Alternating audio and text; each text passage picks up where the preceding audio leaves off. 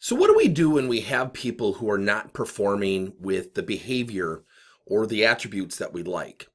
And one of the things that we do in management is we rhetorically tell people what to do. What do we do with someone who has a negative attitude? We tell them to be positive. What do we do with people who are lazy? We tell them, don't be so lazy. One of the things that you can do is use a technique that psychologists call framing, and we use it in coaching questions all the time. So let's go back to our negative person. You can use what we call an opposite insertion question. What are you going to do to positively engage with your teammates? Now, think about that question. It's a very simple question, right? But when we think about the output, the only output that can come from that question is what? Positive things.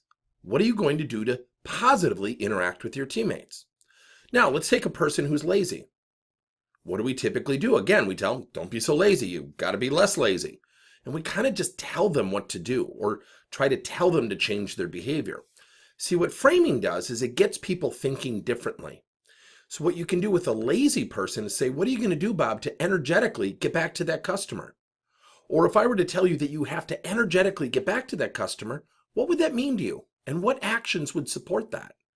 So when we frame out responses, we get people to move in the direction of the behavior we desire without having to tell them to do so. So one of my favorite questions is a self-actualized question, and it's based on framing. When we think about our kids, if you have children, what do? They have a test next Thursday, we tell them, you better study for that test, as if the kid has no clue that they have to study for their test. But what if we said, what are you going to do to successfully prepare for that test next Thursday? And what could I do to assist you?